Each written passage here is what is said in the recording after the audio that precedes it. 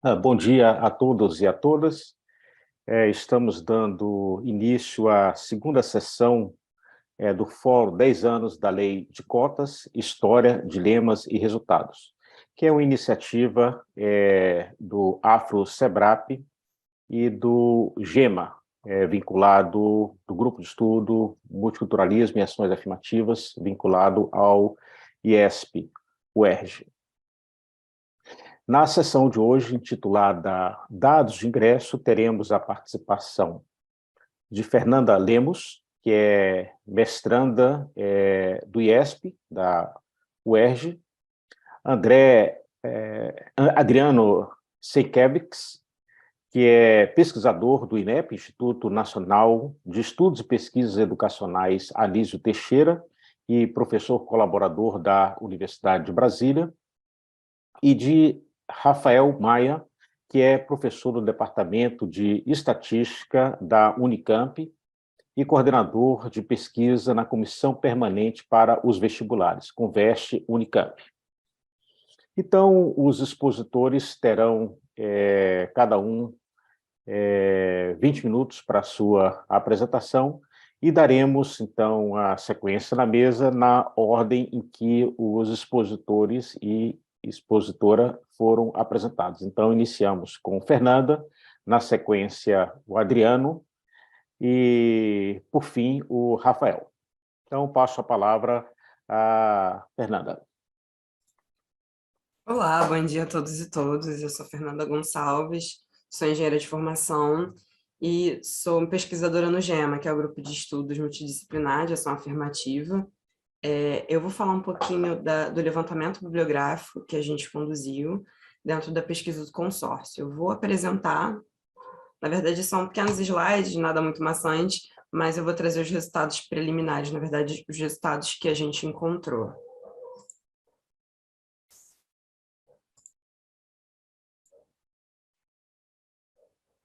Está todo mundo conseguindo ver? Perfeito. O objetivo da revisão do levantamento, na verdade, foi construir um panorama, né, dos trabalhos dos últimos 15 anos, com foco nas ações afirmativas do ensino superior.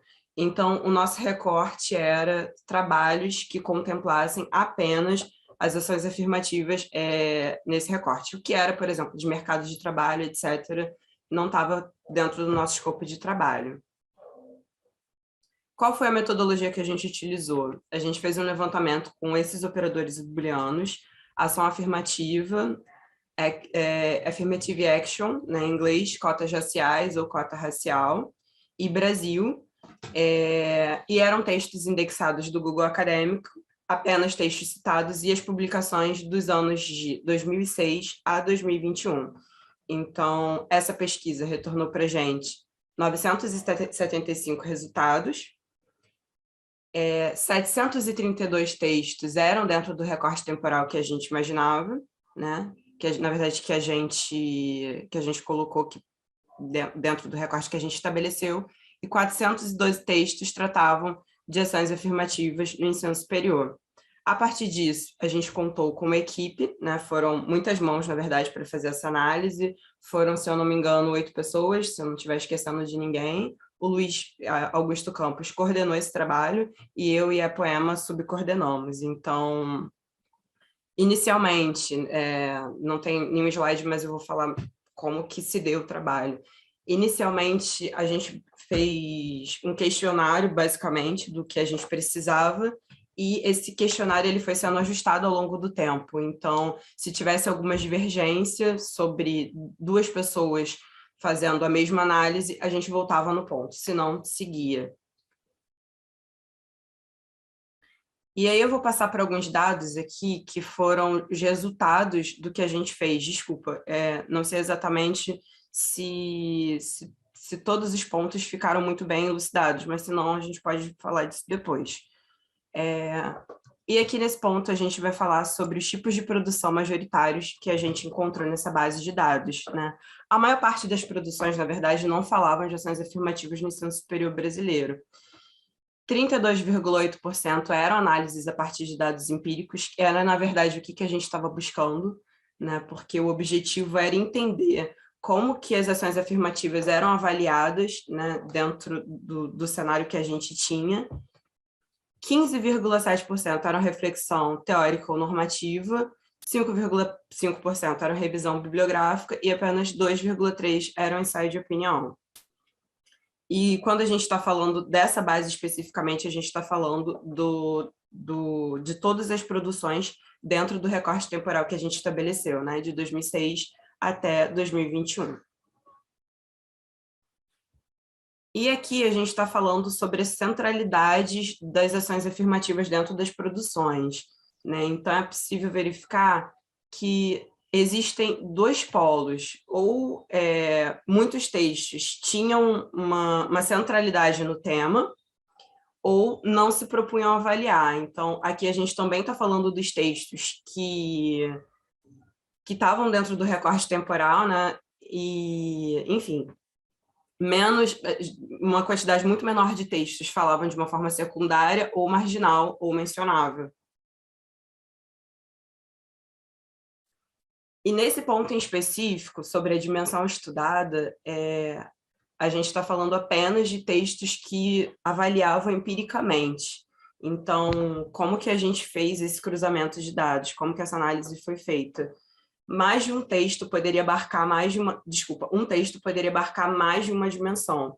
Então, muitas vezes o texto tratava de entrada nos cursos e permanência, ou falava de comissão de heteroidentificação e sobre identidade, ou sobre inserção no mercado de trabalho e inserção no ambiente acadêmico, mas majoritariamente a maior parte dos textos falava sobre a entrada nos cursos, né? E aí esse é um ponto interessante, porque isso também se distribuiu ao longo dos anos. Inicialmente, a maior parte dos textos falava sobre a entrada ou sobre o desenho da política, e isso foi mudando ao longo do tempo. E aí a gente encontrou uma quantidade maior de obras que falavam das comissões de heteroidentificação ou que falavam sobre desempenho durante o curso. Essa distribuição ao longo dos anos foi uma coisa muito interessante, o que faz até sentido imaginar, né, que inicialmente a maior preocupação vai ser a entrada nos cursos e depois outros fatores que vão atribuir efetividade na política. E a gente também analisou o tipo de política que os textos abarcavam. Então, a maior parte deles falavam de cotas, uma quantidade ainda menor falava de bônus, e os outros tipos de política, Bolsa, ProUni, Reúne, eram minoritários.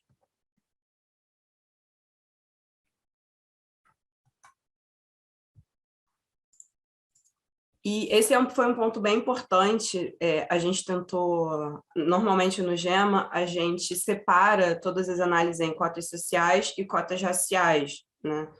Então, a maior parte das análises se concentrou em falar de cotas raciais, pretos e pardos ou indígenas, e uma quantidade menor de escola pública. Mas, assim, ainda que seja majoritário falar de pretos e pardos ou de indígenas, uma quantidade significativa de textos falava das cotas sociais. E, muitas vezes, essas dimensões, elas se misturam. Então, muitos textos falam de cotas raciais e também falam de cotas sociais. E aqui foi o mesmo critério adotado, né? Então, mais de um texto poderia falar de mais de um grupo.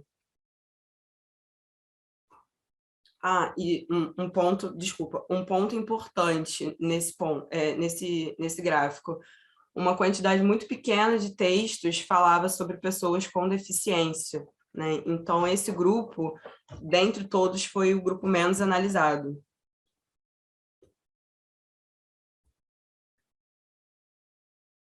Em relação à fonte de dados para análise empírica, a maior parte das fontes de dados eram os registros administrativos, né, com 36,4% das obras fazendo análise em cima desses registros.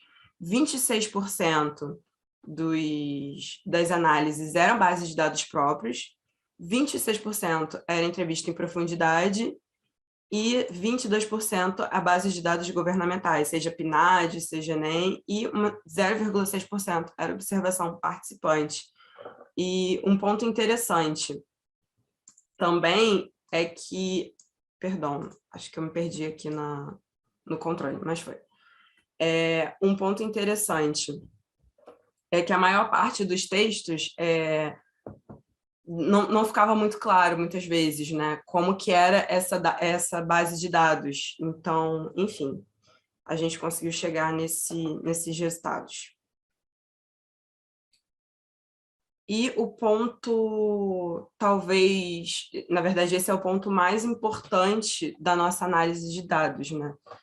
Inicialmente, a gente se furtou a verificar apenas os textos com as bases empíricas, apenas análises que fossem empíricas, e aí surgiu a necessidade de verificar todos os textos, né, que a gente conseguia.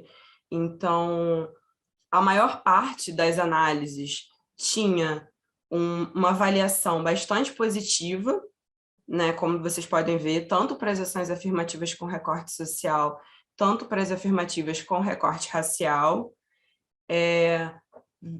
Uma análise um pouco menor para levemente positiva. Então, por exemplo, nas ações afirmativas com recorte social, 44% era bastante positiva, 20% levemente positiva, apenas 8% levemente negativa e 4% bastante negativa. Ou seja,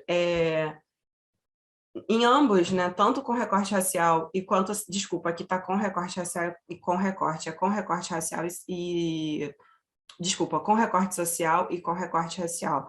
Então, a gente consegue perceber que em todos os textos a avaliação é positiva, é bastante positiva no sentido da avaliação. E no que se refere aos textos empíricos, né, que essa sim era o que a gente estava buscando desde o início, a maior parte também teve avaliação positiva, seja bastante positiva ou levemente positiva. Então, 54% dos textos com recorte racial de análise empírica tiveram uma avaliação bem positiva. 18% tiveram levemente positiva, ou seja, majoritariamente, em todos os casos, as avaliações foram positivas. Bom, é isso, assim, o resultado dessas pesquisas e toda a base de dados a gente vai disponibilizar no site do GEMA, então todo mundo vai ter acesso, etc. Foi uma base de dados com bastante texto e foi bastante trabalhoso, né, fazer essa revisão, mas no contexto, em suma, em resumo dessa análise, é possível dizer que as análises em si foram positivas, tanto para os textos empíricos, quanto para os textos não empíricos, e as afirmativas com recorte racial e social. Então, nas considerações finais, né, em relação ao número de anos analisados, há um predomínio dos dados que cobrem até 5 anos passado, então a gente consegue verificar uma frequência maior dos textos de 5 anos atrás, então é possível dizer também que teve uma relevância do tema após a Lei 2.711, né, uma coisa até intuitiva. As universidades mais presentes no estudo foram a ERJ e a UNB, né, que foram as primeiras universidades a implementarem ações afirmativas, a UFBA, a UFRGS e a Unicamp. E os resultados, em geral, tendem a destacar os efeitos positivos das políticas, né? Alguns textos não é possível verificar de forma imediata, ou ainda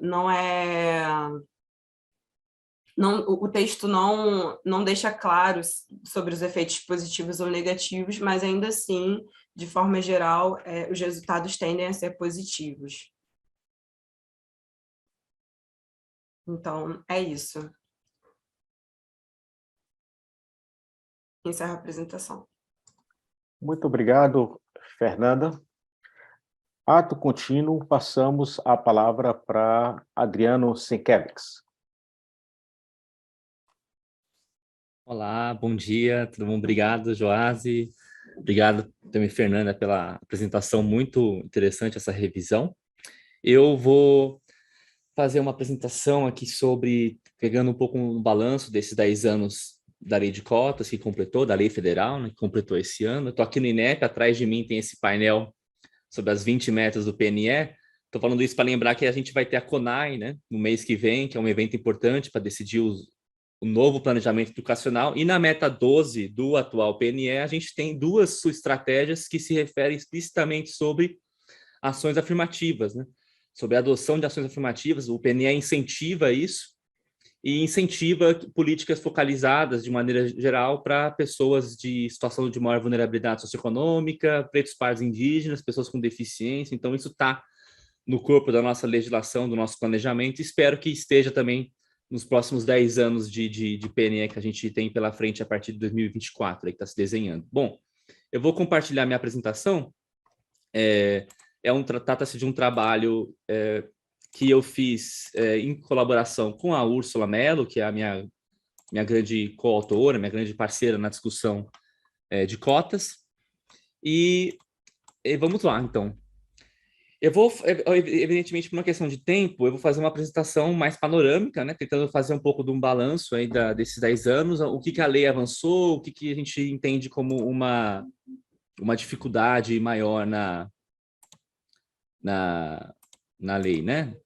Vamos lá, então. Eu queria começar com uma observação de que a gente, então, tem essas experiências pioneiras de cotas que a Fernanda mencionou na fala dela, né? Aquelas do Rio de Janeiro, lá do início dos anos 2000, né? Da UERJ, da Estadual do Norte Fluminense. No mesmo ano, a gente teve também a UNEB, né? Estadual da Bahia, e a UNB como a primeira federal que aprova uma política de cotas de 2004.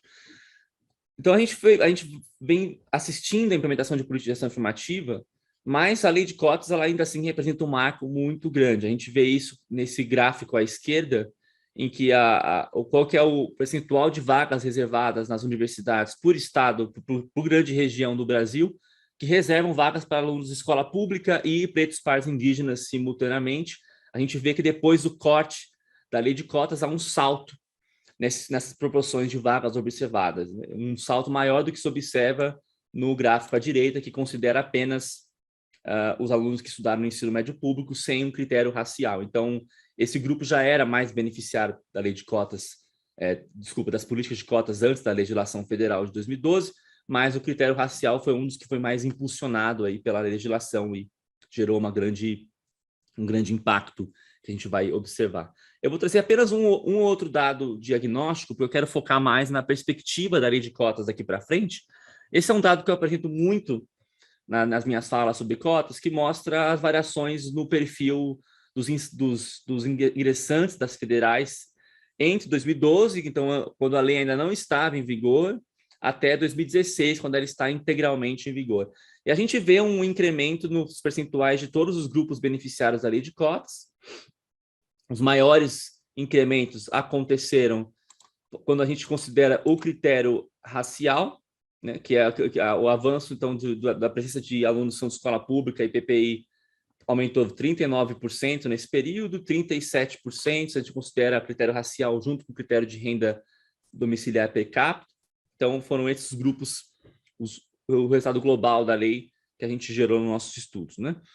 E esses avanços, eles também se concentraram em cursos mais concorridos das universidades também mais prestigiadas, né? A gente vê isso comparando esses diferentes quartis de concorrência de ingresso. Então, no primeiro quadrante, aqui nessa primeira parte da tabela, os cursos 25% menos concorridos, que observaram variações positivas na presença desses grupos-alvo da lei de cotas, mas muito inferiores aos avanços observados nos grupos 25% mais concorridos, em termos de relação candidato-vaga. Então, esses cursos mais procurados observaram incrementos muito importantes, por exemplo, de quase 50% a mais na presença de alunos que são de escola pública e PPI, por exemplo, né?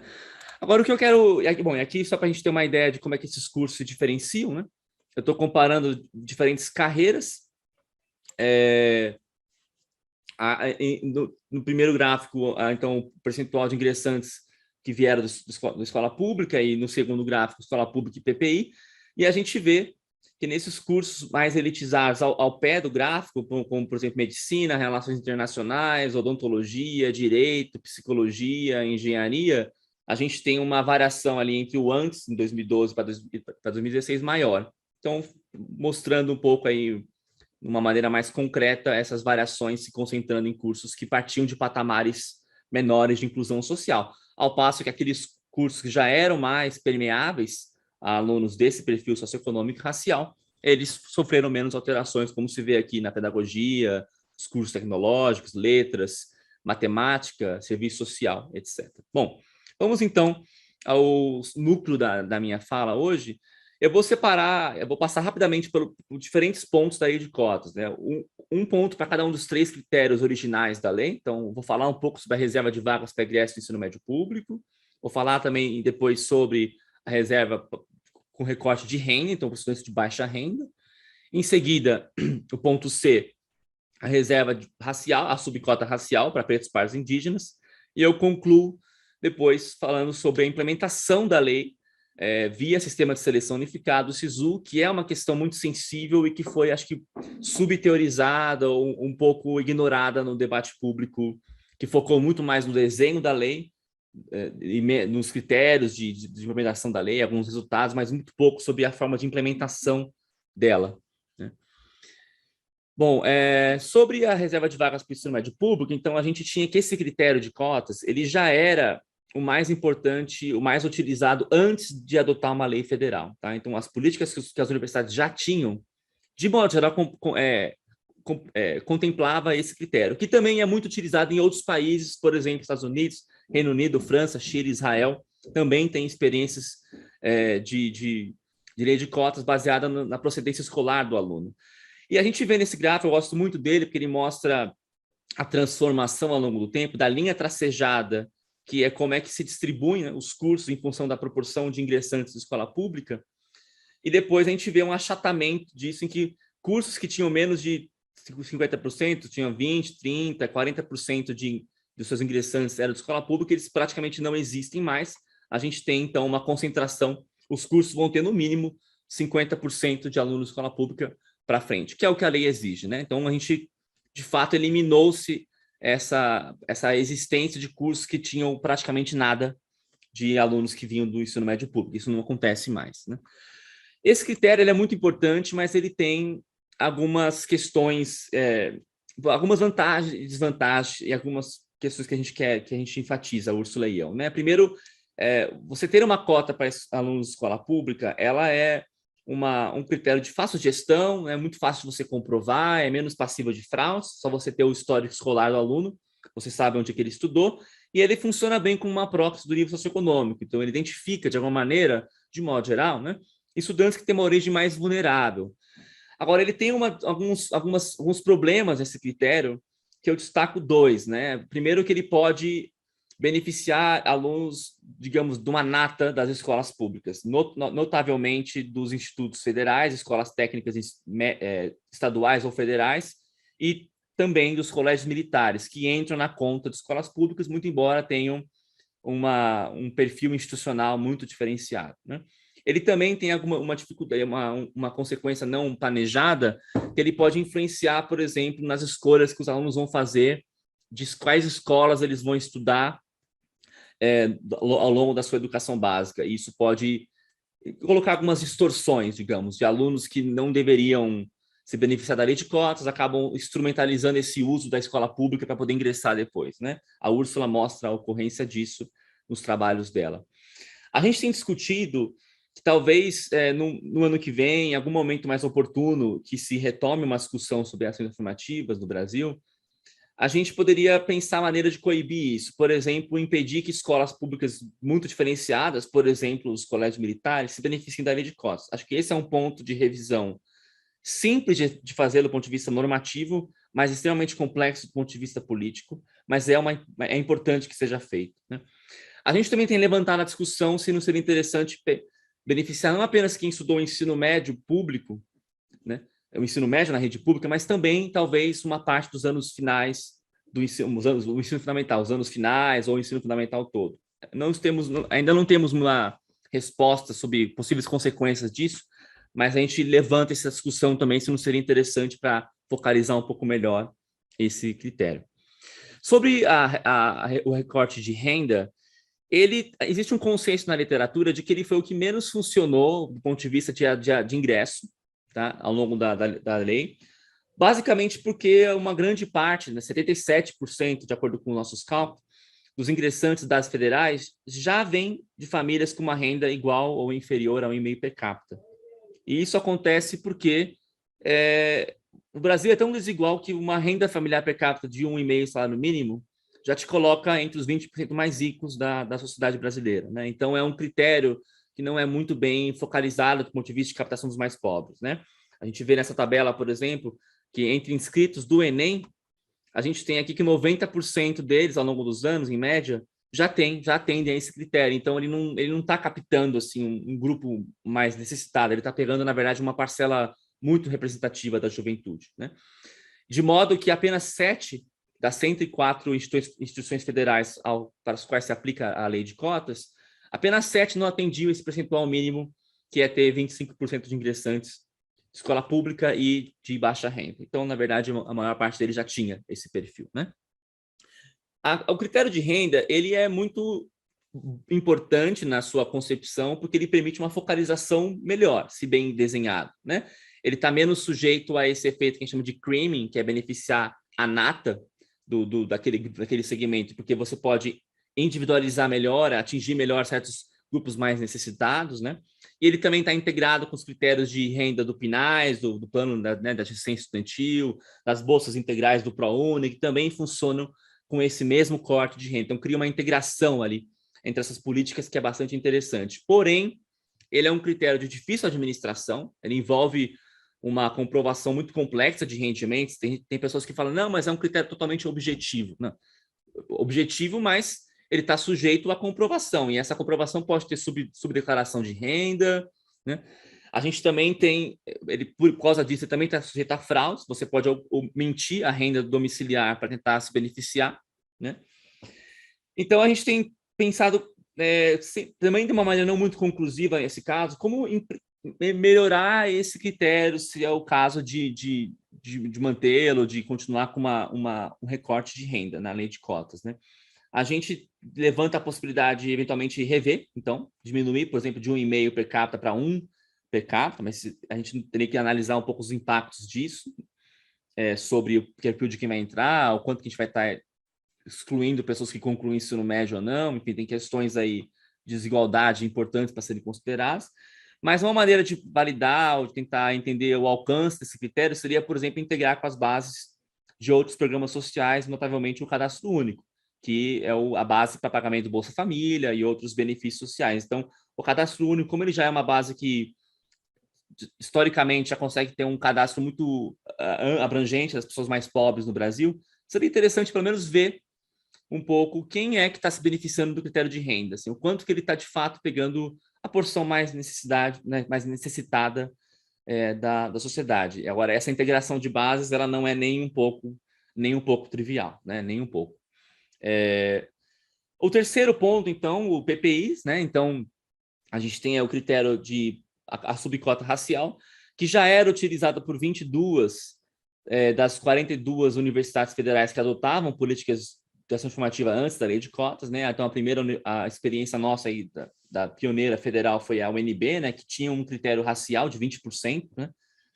Independentemente da renda ou da origem escolar, era uma cota racial, né? E a gente vê nesse gráfico, pelo deslocamento das curvas da esquerda para a direita, que a gente também tinha cursos, por exemplo, em 2012, que tinha um pico aqui o pico do gráfico está em cima de 10%, né? Isso quer dizer que havia vários cursos que tinha até 10% de ingressantes que eram PPI de escola pública, e depois, com a lei de cotas, a gente vê um deslocamento disso para valores mais avançados, e o pico do gráfico está ali entre 30% e 40%. Então, a gente teve um avanço muito importante na legislação com a adoção de uma subcota racial. É por isso que eu sempre enfatizo nas minhas falas a importância da manutenção de um critério racial na lei de cotas, né? Ele é fundamental, e o critério socioeconômico não dá conta de gerar os resultados que a gente precisa do ponto de vista de inclusão e de representatividade, né? Alguns resultados por universidades, eu destaco aqui eu pintei de vermelho algumas que tiveram grandes alterações na presença de ingressantes em função da critério racial articulado com a escola. Então, a Federal do Ceará, né, que teve mais do que dobrou a presença de alunos PPIs de escola pública. A gente teve a Unirio, a Unifei. A Unifei é a antiga Escola de Engenharia de Itajubá, né, depois virou uma universidade federal.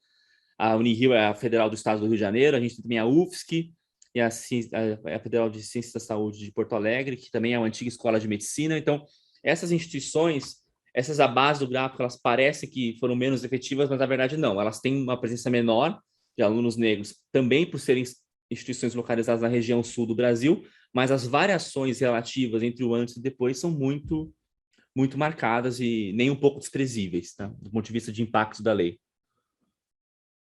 O critério racial é importantíssimo, como eu disse, porque ele está atacando sobre um ponto sensível da desigualdade, que é o componente racial da estruturação de oportunidades educacionais, né? Então, ele tem toda possíveis impactos sociológicos, assim, culturais sobre a sociedade, né?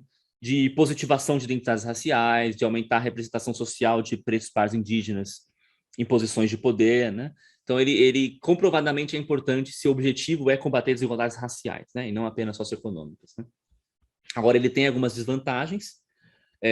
Uma delas é que ele é o critério, digamos, o mais polêmico da lei de cotas, então existe muita resistência política no uso de critérios étnico-raciais, o que demanda uma concertação de forças maior para poder mantê-lo, né? A gente viu isso esse ano entre os diversos projetos de lei para revisão da lei de cotas. Acabar com as cotas era uma coisa que está meio fora de pauta, mas acabar com o critério racial estava muito em pauta. Então, é necessário um diálogo ali político maior para poder manter o critério, né?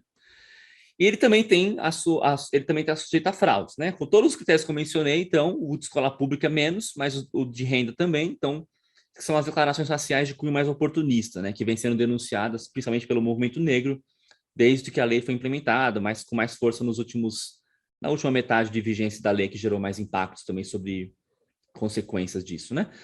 A gente tem algumas propostas, então, uma proposta muito simples, que inclusive talvez entre como uma emenda num PL e no Congresso Nacional, estamos discutindo isso, é atualizar o critério racial, não mais para o Censo Demográfico 2010, que ele está lá ainda, né? Então ele está olhando para as proporções de pretos, pardos, indígenas daquele recenseamento, que está defasado, atualizar para uma referência mais atual, por exemplo, uma PNAD contínua, que é atualizada, né, anualmente, a gente tem resultados, né? A cada 3 meses tem resultados, então isso permitiria um critério racial mais próximo da composição racial da população hoje no Brasil, e não aquele retrato de mais de uma década atrás, né?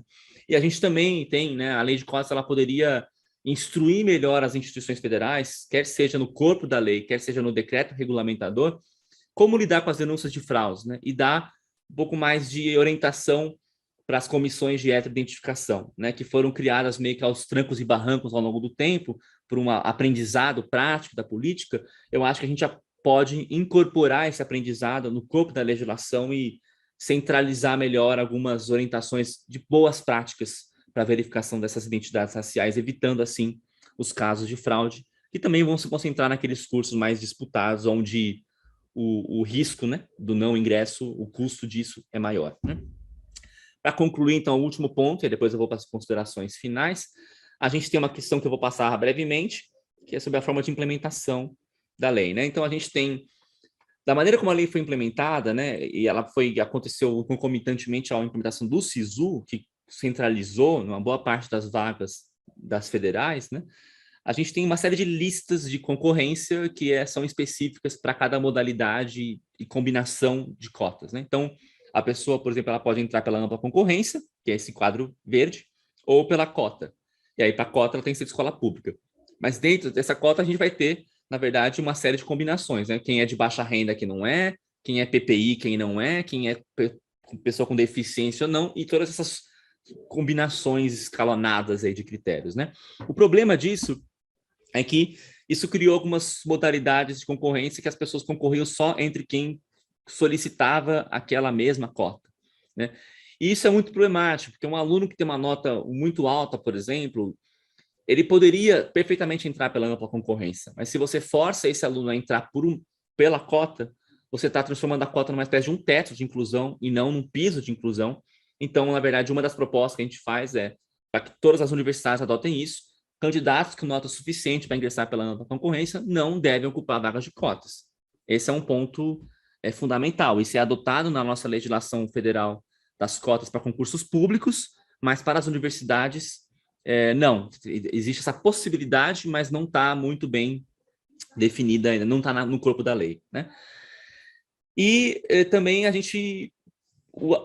essa coisa da pessoa escolher a qual modalidade de cota ela vai concorrer não é muito bom, tá? Não é muito eficiente. O ideal é que o indivíduo dissesse quais são as características que ele tem, ele é de escola pública e não é, ele é PPI, ele não é, ele é de baixa renda ou não, ele se inscreve naquele curso. E o algoritmo do SISU vai alocar esses estudantes respeitando as notas mais elevadas e respeitando os percentuais mínimos de cotas, mas não que uma pessoa possa falar, não, eu vou ocultar que eu sou de baixa renda para concorrer só a essa cota de raça, não, eu vou ocultar a raça para concorrer só a renda para aí ter comportamentos estratégicos em função das notas que são simuladas no sistema, e tem um jogo ali que não é muito bom e que a gente poderia alterar a maneira disso acontecer. Tem propostas sobre isso que eu não vou me aprofundar agora. Para concluir, então, eu vou pular para esse último aqui.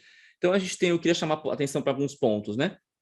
Que a gente tem, então, uma questão mais ampla do cenário da educação superior, né, em que as cotas foram implementadas num contexto de expansão de oportunidades, tanto no mercado de trabalho quanto nas universidades, mas elas foram implementadas e os resultados que a gente olha para a cota hoje estão num contexto muito mais recessivo, né, com o desemprego da juventude, uma diminuição da demanda pelo ensino superior. Então, o cenário hoje é muito pior do que se tinha antes, né? Em caso de revisão da lei de cotas, eu acho que tem dois elementos que são fundamentais de serem mantidos sob qualquer hipótese, né? Primeiro, essa abrangência nacional. Então, a cota se referia a todos os cursos, todos os turnos de todas as instituições. Isso é muito importante ser mantido. Foi o que permitiu essa grande expansão da política de ação afirmativa, né? E, ao mesmo tempo, ter critérios socioeconômicos e critérios raciais. Esse jogo entre os dois é muito valioso e deve ser preservado, né?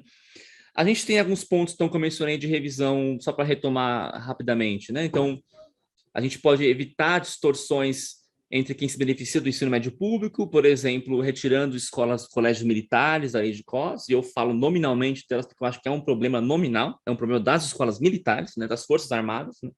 E articular isso com critérios de renda familiar talvez mais bem focalizados, né? Nós temos que atualizar a referência para PPIs com base num dado mais recente do que o último censo, e também subsidiar a melhor atuação das comissões de identificação, né? A implementação via SISU ela pode se tornar um pouco mais justa e eficiente, então impedindo essas concorrências por listas separadas de modalidade e permitindo que cotistas ingressem pela ampla concorrência, caso eles tenham nota para tal, né? Eu acho que a gente também precisa avançar na pesquisa acadêmica. A gente tem muitos dados sobre ingresso. A Fernanda mesmo mostrou na fala dela, pesquisas sobre mudanças de ingresso são as dominantes, mas temos que avançar sobre evasão, conclusão de curso e, sobretudo, ingresso no mercado de trabalho. O que acontece depois do ingresso, né? Eu concluo por aqui, vou recomendar para quem quiser se aprofundar no que eu falei, esse texto que eu publiquei este ano com a Úrsula, o balanço dos 10 anos da Política Federal de Cotas na Educação Superior. Ele foi publicado pelo INEP, no Caderno de Estudos e Pesquisas em Políticas Educacionais, volume 6, e aprofunda sobre todos esses pontos que eu mencionei aqui. É isso, muito obrigado e estou à disposição.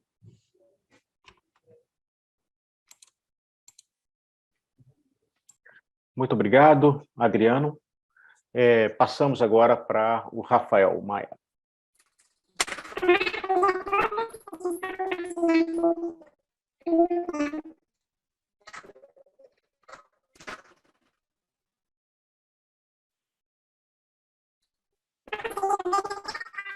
Seu som está com problema, Rafael. Eu não sei se somente para mim, mas eu não está. Não, está com problema mesmo, está distorcido, sim. Está distorcido o som. Fala de novo, por favor.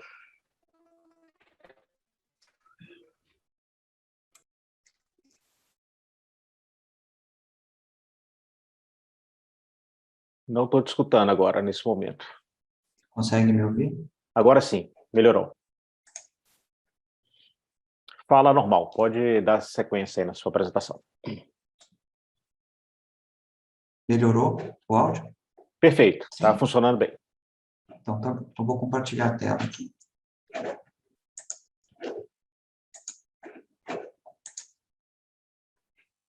Estão vendo a tela compartilhada? Sim. Sim, pode seguir aí a Ok. apresentação. Bom dia a todos. Eu quero começar agradecendo aí a oportunidade de estar aqui nessa mesa com todos vocês e parabenizar aí a Fernanda e o Adriano pelas apresentações que já foram feitas, né? Na minha apresentação, eu vou trazer um pouco da história, da experiência que a Unicamp tem tido com as políticas de inclusão, com as políticas de ações afirmativas. Então, bem bacana a apresentação do Adriano, que fez esse panorama bem macro, né, o geral da universidade em termos nacionais, das políticas de inclusão em termo nacional. Eu vou trazer um pouco aqui da experiência da Unicamp nesses últimos anos aí, com relação às políticas que a Unicamp tem adotado.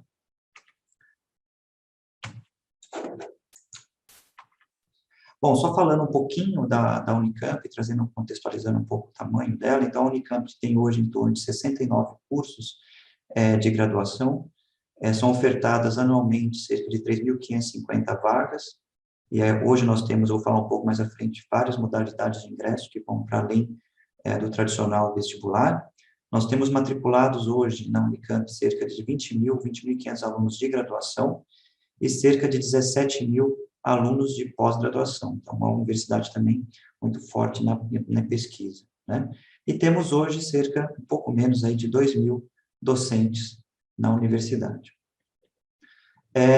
Como eu mencionei, a universidade, a gente tem o nosso vestibular tradicional, que é o vestibular Unicamp, que existe desde 87, né, 1987, mas nos últimos anos, políticas de inclusão, políticas de ação afirmativa foram implementadas, e também outras modalidades de ingresso foram implementadas, como o edital de vagas olímpicas, o edital Enem Unicamp, o programa de formação interdisciplinar, o Profis, o vestibular indígena, né?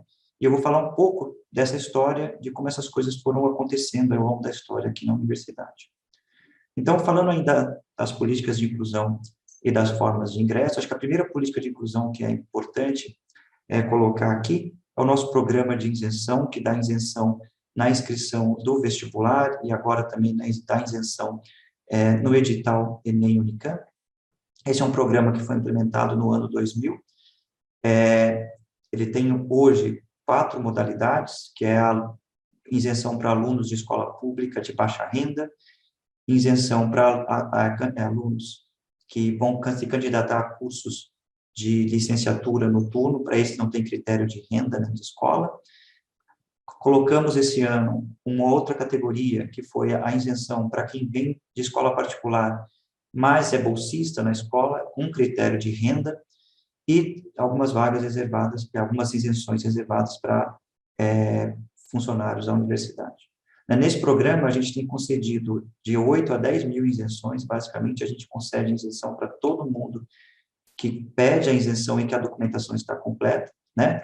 E uma coisa que eu achei interessante, que já vou fazer um link com a fala do Adriano, então nesse programa a gente faz uma análise da renda, tem um critério que tem que ter abaixo de um salário e meio per capita, né? E já desde de 2020 que a gente começou a considerar também a pessoas que estão no cadastro único. Então, quem está no cadastro único, a gente não faz análise de renda, a gente já considera como alguém que está apto para receber a isenção, né? Um segundo programa de ação afirmativa foi a Política de Ação Afirmativa e Inclusão Social, conhecido como PAAS, implementado em 2005.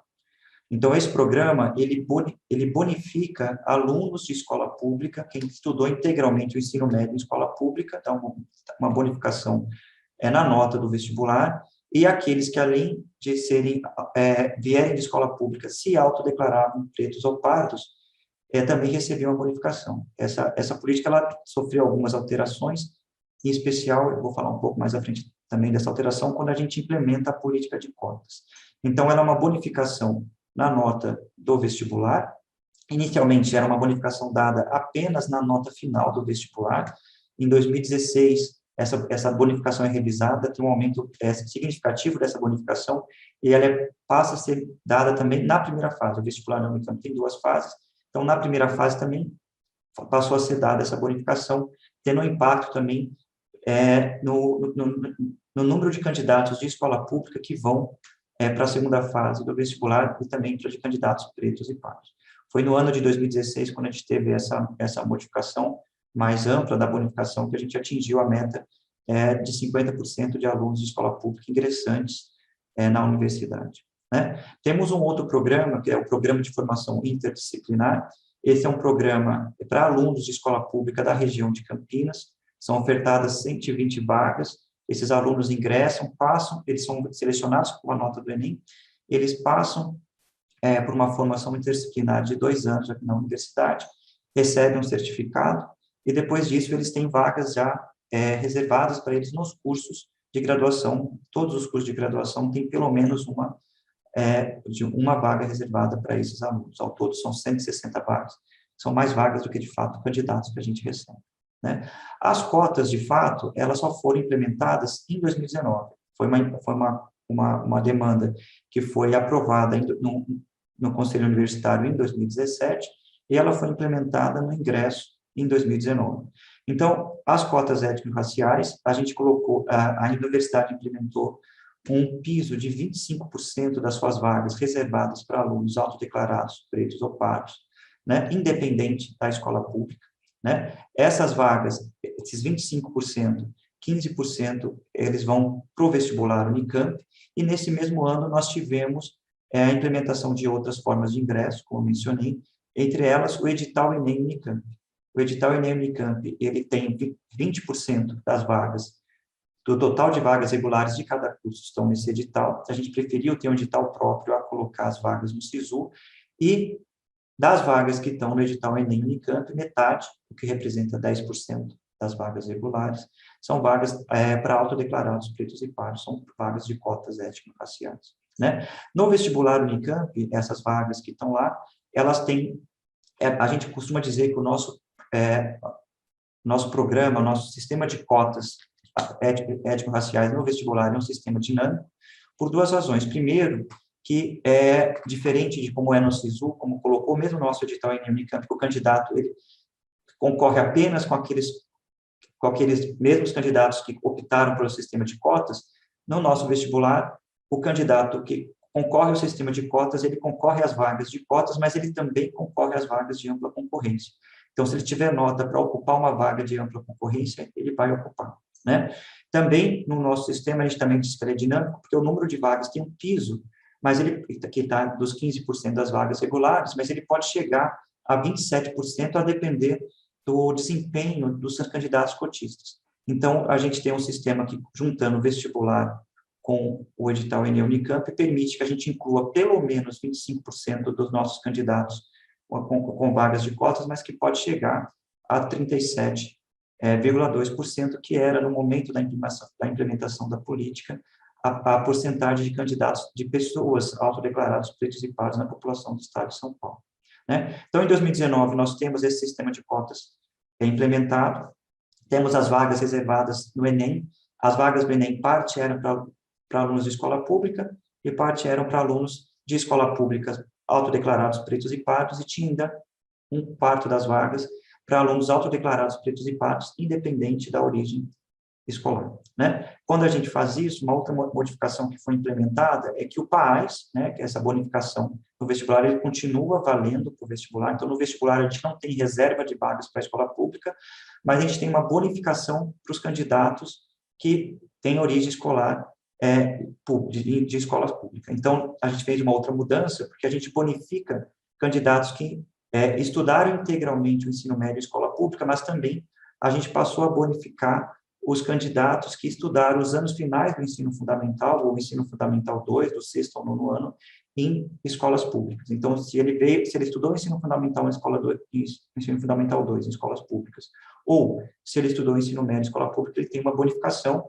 E essas políticas, o PAS e as cotas, elas são independentes. Então, como as cotas no vestibular não tem essa questão da origem escolar, se você se autodeclara preto e pardo, você pode fazer o uso das cotas, e se, além disso, você vem de escola pública, ensino fundamental 2 ou ensino médio, você pode fazer uso da bonificação. Então, você pode ter as duas políticas ao mesmo tempo, né? Ou só uma delas, a depender do seu perfil. Uma coisa que é interessante, que vale ressaltar aqui, que tem sido constante nos nossos ingressos, é porque nós temos notado que cerca de 50% dos alunos, dos candidatos, que se autodeclaram pretos ou pardos no vestibular, não fazem opção pelas cotas. Então, tem um público que se autodeclara, não tem nenhum problema com a autodeclaração, mas ele não faz uso das cotas. Fizemos uma pesquisa, inclusive, para entender o porquê que ele não fazem uso das cotas, e muitos desses respondem porque já vieram de escolas ou de uma condição econômica que eles acham que não precisam dessa política, né? E por isso preferem deixar essas vagas para quem vem de uma condição econômica ou que não tiveram as mesmas oportunidades que eles tiveram, né? Também ainda em 2019, então, nós temos implementado o vestibular indígena, então todos os cursos oferecem pelo menos 2 vagas, pelo menos não, até 2 vagas das vagas dos seus cursos para candidatos indígenas, e aí nós temos uma prova específica para esses candidatos. Foi implementado também o edital de vagas olímpicas, né? Que são vagas reservadas para candidatos que tiveram uma premiação em Olimpíadas científicas, em Olimpíadas de conhecimento científico. E não são todos os cursos que oferecem essas vagas, em geral, são cursos da área de exatas, com alguns cursos da área de humanas. E uma coisa que nos chamou bastante atenção quando a gente implementou esse edital, que embora não seja uma política de inclusão, nós tivemos um ingresso bastante grande, proporcionalmente grande, de candidatos que são premiados da Olimpíada Brasileira de Matemática, de escola pública, e que a maioria deles são alunos de escola pública, né? Outras 2 políticas que a gente queria chamar a atenção que ao longo dos anos nós tivemos, aqui eu não datei aqui, mas tivemos uma ampliação das vagas, em especial das vagas de cursos noturnos, visando também o ingresso desses estudantes trabalhadores, né, que em grande parte vem de escola pública. E um ponto bastante importante também são os investimentos que a universidade tem feito em permanência estudantil. Então, ao longo dos anos, esse investimento tem aumentado, em especial nos últimos anos, com essa implementação das políticas de ação afirmativa. E esses investimentos têm sido tanto de ordem econômica, né, para conseguir conceder bolsas para os alunos, bolsa de auxílio social, bolsa de auxílio transporte, bolsa de auxílio moradia, bolsa para alimentação, né, como também um suporte pedagógico, de orientação estudantil, de suporte psicológico, né? Então, nós temos aqui 2 órgãos que são bastante importantes, que é o SAI, né, o Serviço de Apoio ao Estudante, e o SAP, que é o Serviço de Apoio Psicológico, né, e que tem intensificado os seus trabalhos nos últimos anos. Eu vou trazer, a partir daqui, depois desse relato, então, alguns gráficos, com algumas estatísticas. Em primeiro, eu trouxe aqui com relação à permanência estudantil, a gente tem aqui, desde 2013 até 2022, o número de bolsas, das diferentes bolsas que são concedidas na universidade, o número de bolsas concedidas aí ao longo dos anos. Acho que em 2022, esse dado que eu estou mostrando aqui, ele foi atualizado em agosto, então, com certeza, esse número já é maior. Hoje vai ser maior até o final do ano, né? Bom, eu trouxe aqui um pouco do perfil dos inscritos, antes de falar do nosso perfil dos ingressantes. Esse gráfico aqui mostra o número de inscritos ao longo dos anos. Então, desde 2014, a gente tem chegado a um patamar aí de entre 65 e 70 mil inscritos no nosso vestibular. É um vestibular que dá uma concorrência em torno de 24 candidatos vaga, né? Aqui eu estou trazendo apenas o vestibular, mas a partir de 2019, nós temos também o edital Enem Unicamp, que teve nos últimos anos aí algo em torno de 17 mil candidatos inscritos, e as outras formas de ingresso também que permitem o ingresso na Unicamp, né?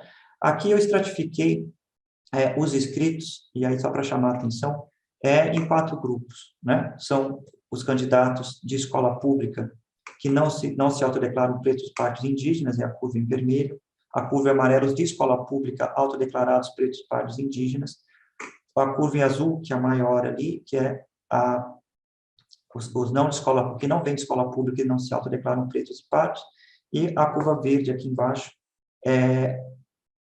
que são os não de escola pública e se autodeclararam preto, pardo e indígena.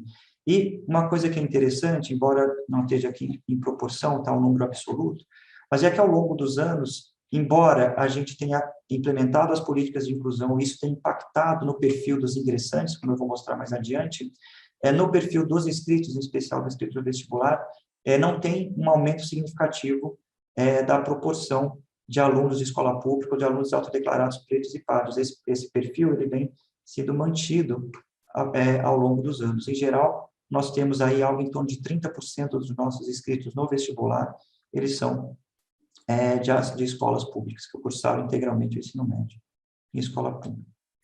E só para eu não me estender muito, que acho que meu tempo já está chegando, eu vou trazer alguns gráficos aqui com o perfil dos ingressantes, e aí a gente consegue ter uma dimensão do impacto dessas políticas de inclusão ao longo dos anos, né? Então, aqui a gente tem uma série histórica com a proporção de alunos de escola pública e de alunos de escola privada ingressantes, né? A gente percebe aqui que antes de 2005, embora a série seja meio curta, a gente tinha em torno um pouco mais de 25% de alunos de escola pública ingressando. Em 2005, quando a gente implementa o PAES, a gente chega em torno de 30%, que vai oscilando ali ao longo dos anos, mas a gente só passa a ter uma inclusão significativa de alunos de escola pública a partir de 2016, quando a gente aumenta essa bonificação e a gente chega lá no patamar de 50%, e a partir de 2019 essa bonificação cai, porém a gente tem as outras formas de ingresso, a reserva de vagas para a escola pública no Enem e a política de cotas étnico-raciais, que também contribui para esse aumento, né? Aqui, com relação à presença de pretos e pardos, né, a gente nota, por exemplo, que antes do PAES, a gente começou a fazer essa pergunta em 2003, então lá entre 2003 e 2004 nós tínhamos em torno de 11%, 12% de alunos de alunos autodeclarados pretos e pardos ingressantes na universidade. Com a implementação do PAES, a gente chega em torno de 15%, então tem um ganho, mas ele não é tão grande, né? Lá em 2016, quando o PAES aumenta essa bonificação, a gente chega no patamar de 22%, 2016, 2017, porém, a gente só tem um aumento bastante expressivo na inclusão de pretos e pardos em 2019, quando há a implementação da política de cotas étnico-raciais, né? Então, lá em 2019, a gente chega, já no primeiro ano, acho que foram 37% dos ingressantes, depois esse número vem caindo um pouquinho, mas ele supera ainda os 30%, 32% de alunos ingressantes pretos e pardos. Com relação aos indígenas, ele sempre foi um ingresso muito pequenininho, com cerca de 7 a 11 estudantes, porém, a partir de 2019, com o vestibular indígena, eles chegam ao patamar de um pouco mais de 2% de ingressantes indígenas na universidade, né?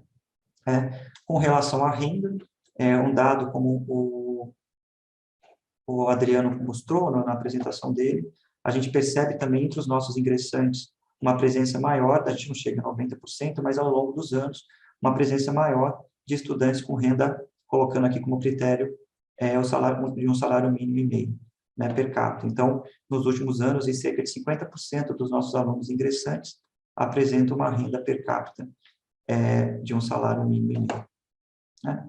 Eu trouxe aqui esses dados que eu apresentei, são dados gerais, e só para a gente ter um panorama, eu trouxe aqui alguns dados por curso, para a gente ver como impactou essas políticas de inclusão nos cursos, que vai muito em direção também àquilo que o Adriano mostrou nos cursos de alta demanda ou de maior concorrência, a gente percebe um impacto maior. Então, esse primeiro gráfico traz informações sobre a ingresso em escola pública, né? Então, vocês podem, cada quadradinho aqui, na verdade, é um curso e um ano, indo de 2003 até 2021. Quanto mais azul, significa um número mais baixo, uma proporção mais baixa de alunos de escola pública, né? Abaixo de 20%. Quanto mais perto ali do branco, do verdinho, é em torno de 40%. E quanto mais vermelho, maior a proporção de cursos que chegam a passar 80% de alunos de escola pública. Então, a gente praticamente dividiu aqui os cursos em 3 grandes blocos, ou em 4 blocos, mas a gente pode juntar em 3 blocos. Os primeiros são cursos que sempre tiveram um ingresso de acima de 40%, em geral, de alunos, de estudantes de escola pública. Né? Entre esses cursos, a gente tem a Química Tecnológica, Tecnologia e Saneamento Ambiental.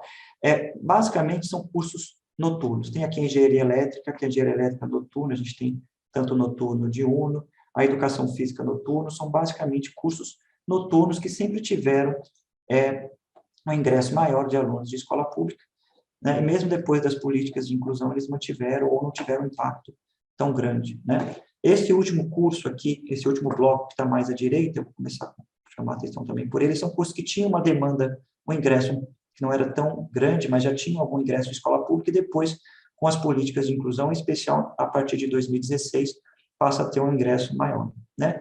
E esse bloco grande aqui do meio são cursos que sempre tiveram um ingresso muito baixo de alunos de escola pública, mesmo depois que foi implementado o PAES em 2005, mas que a partir de 2016 passa a ter um ingresso maior, e um curso que chama bastante atenção é a medicina, que é o curso mais concorrido que nós temos, chega a dar 300 candidatos por vaga, que tem um impacto bastante grande. Lá em 2018, 2017, 2018, chegou a ter 70%, 80% de ingressantes de escola pública, né? E o último gráfico que tem aqui é um gráfico semelhante àquele, porém, que mostra a inclusão de autodeclarados pretos, pardos ou indígenas, né? E a gente percebe que, de fato, o que chama atenção aqui, que para a grande maioria dos cursos essa inclusão não existiu, era muito pouca, até 2019, quando a política de cotas étnico-raciais, de fato, é implementada, e a partir desse ano, a gente começa a ter um ingresso bastante grande de alunos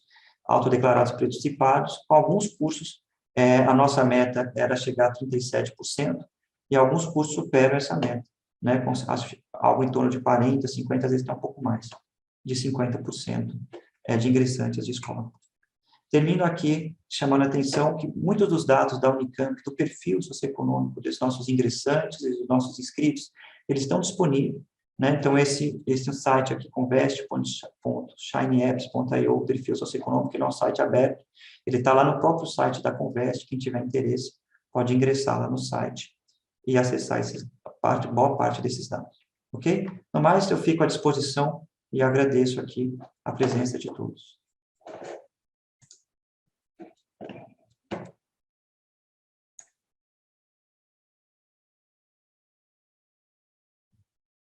Tá, obrigado, Rafael, também pela apresentação. Eu acho que essa é uma sessão, acho que bastante instigante, né, porque traz alguns ensaios, né, de dados, né, sobre a política de ações afirmativas, né, e acho que a apresentação da Fernanda, eu acho que chama a atenção para o fato, né, de como o tema de ações afirmativas se tornou um tema, né, de pesquisa no país. Hoje é um pouco diferente, né, fazer pesquisas sobre esse tema comparado a 10, 20 anos atrás, né? Hoje já existe uma ampla bibliografia sobre o tema que não é muito fácil cobri-la, né, para tomar ciência, né, das diversas pesquisas que estão sendo feitas, né? Nós temos algumas perguntas, eu vou só aproveitar e fazer comentários ou perguntas para vocês três, depois nós partimos para as perguntas que estão no chat, né?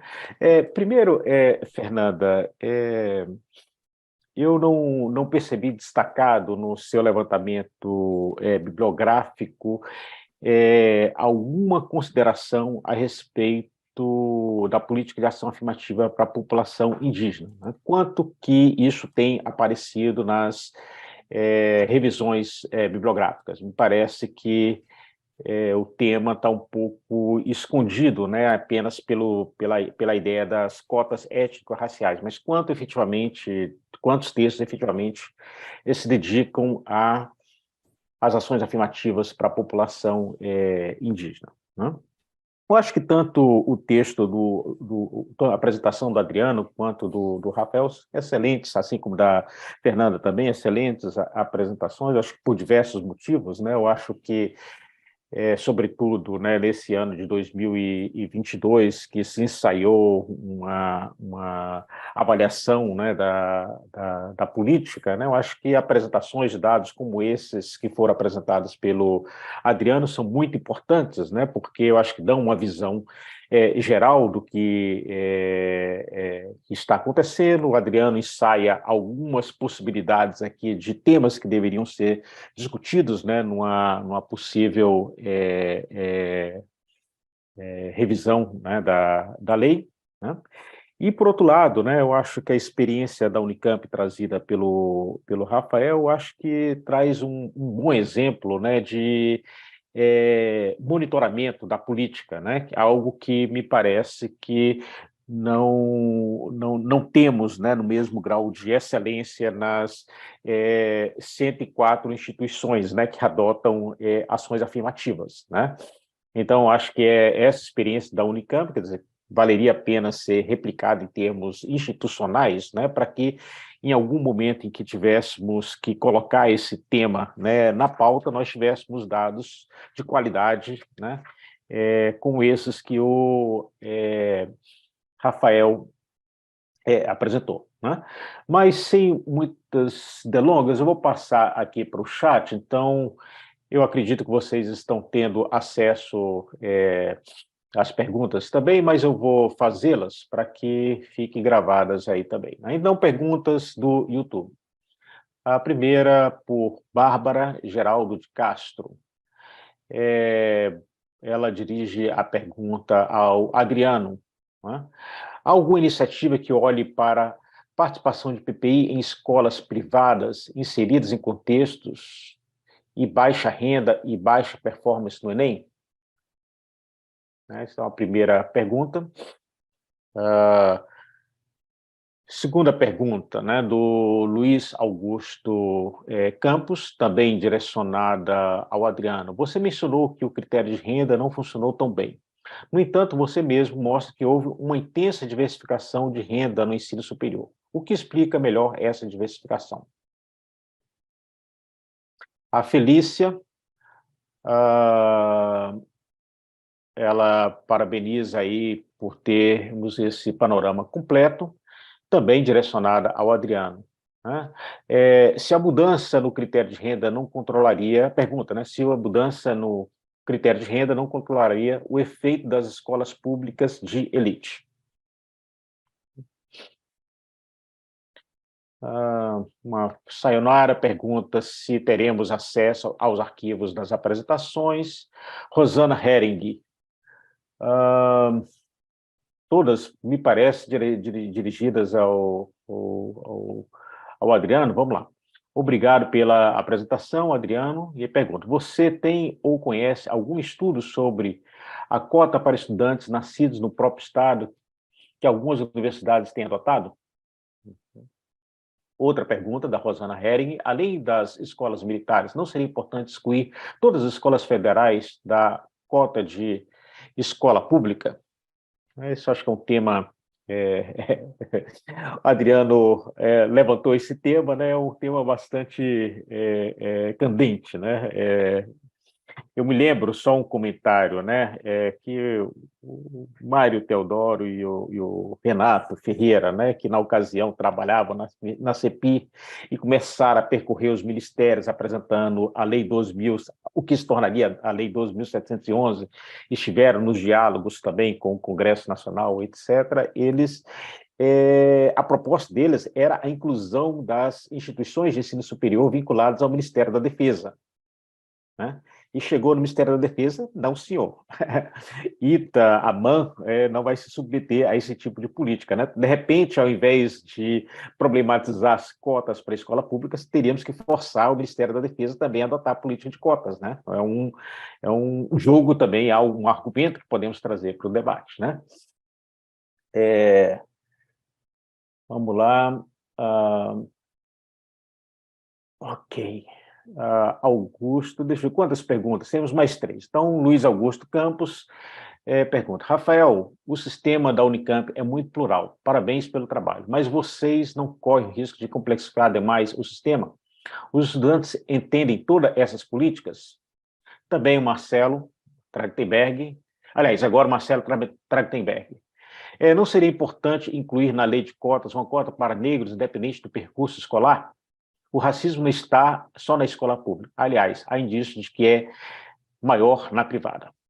Também, Marcelo Trachtenberg, não deveria haver na revisão da lei de cotas um dispositivo que obrigasse ou desse suporte à validação de autodeclaração de negros e indígenas?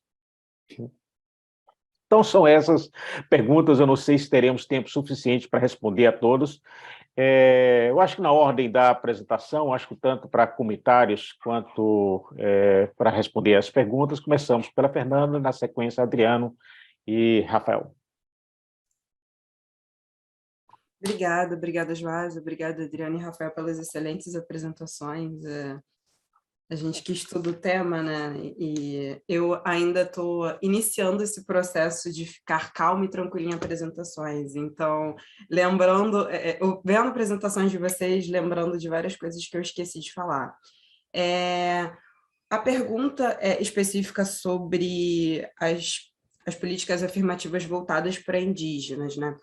Em algum momento eu cheguei a apresentar que 41,5% dos textos que faziam análises empíricas falavam sobre as ações afirmativas sobre esse público em específico. Mas um ponto importante, o GEMA, né, o Grupo de Estudos Multidisciplinar de Ação Afirmativa, faz um panorama das ações afirmativas, são dados, se eu não me engano, desde 2012. Né? Então, a gente avalia isso nacionalmente. Então, é possível verificar, assim, no GEMA em específico, como que o número de vagas para indígenas aumentou durante todo esse tempo. E, além disso, no ano passado, a gente fez um levantamento específico para indígenas. Então, além de serem contemplados na Lei 2.711, muitas universidades têm políticas independentes para esse público em específico, né?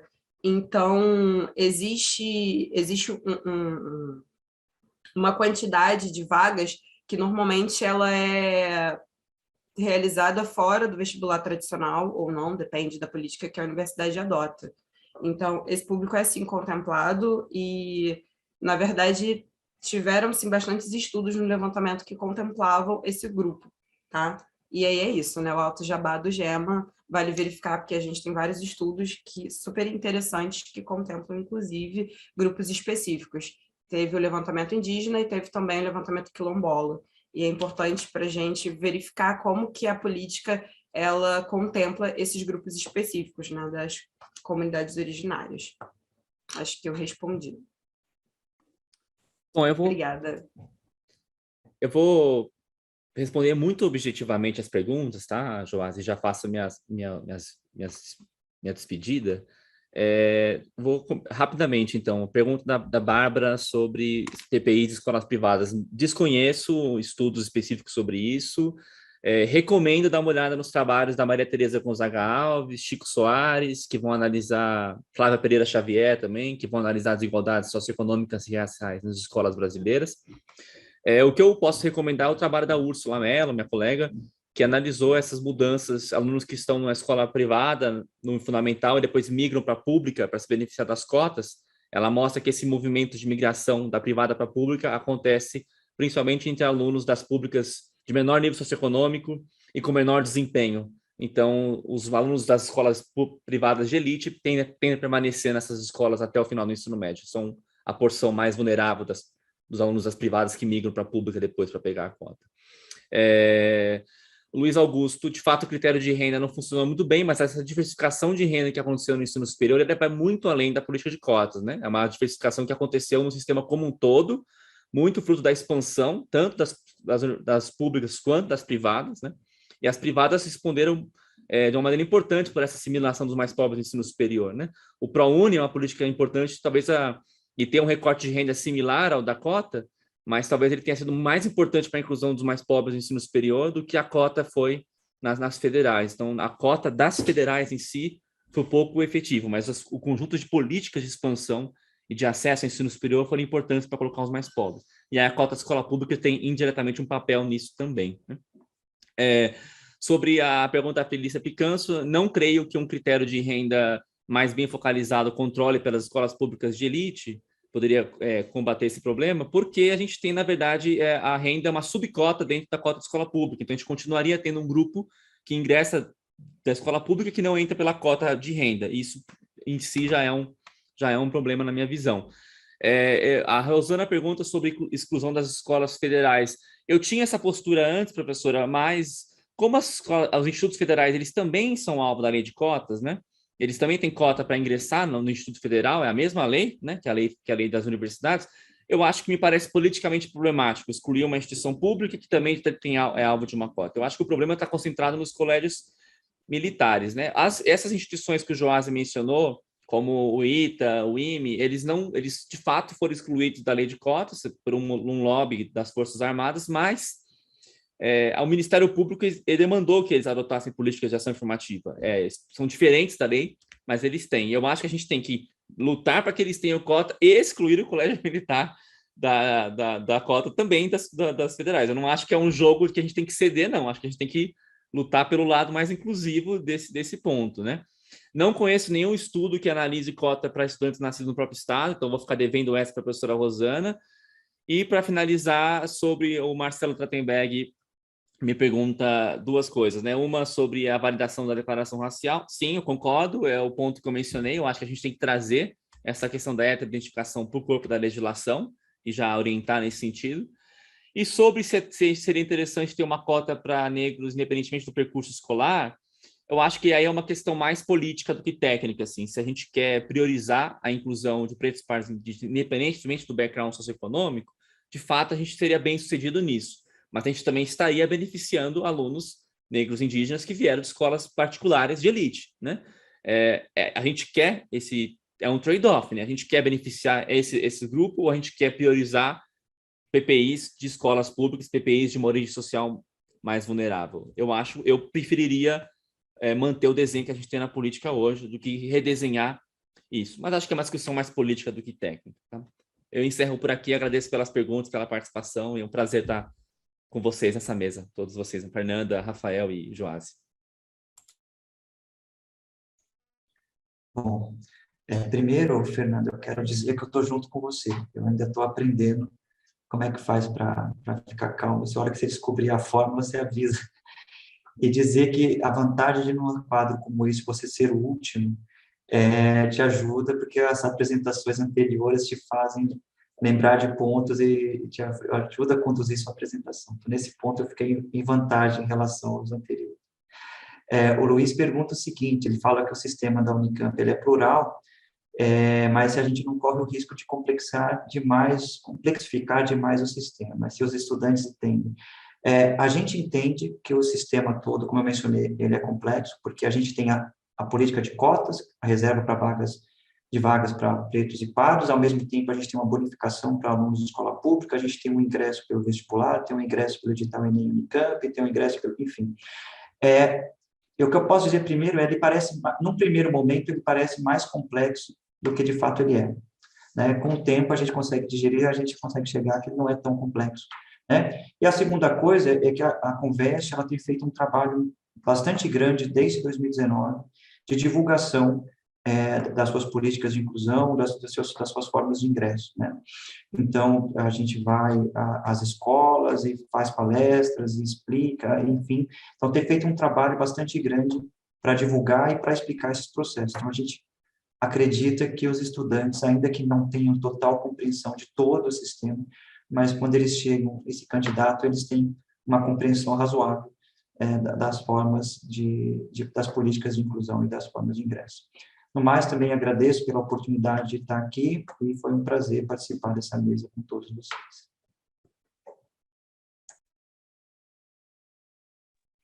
Muito bem, então acho que com essa fala do Rafael, nós encerramos então essa sessão, né, do Fórum 10 anos da Lei Federal de Cotas, História, Dilemas e Resultados, que é uma iniciativa, né, do Consórcio Ações Afirmativas, né, que conta com a organização do Afro-Sebrap e do GEMA, da UERJ. Convido a todos para a derradeira sessão desse fórum, que ocorrerá amanhã, dia 14, às 9h30, das 9h30 às 11 horas, né, com a presença do nosso colega Marcelo Trachtenberg, como coordenador, expositores Ana Carrus, da UFMG, Edilza Sotero, da UFBA, e Felícia Picanso, da UFRJ. Bom dia a todos. Bom dia.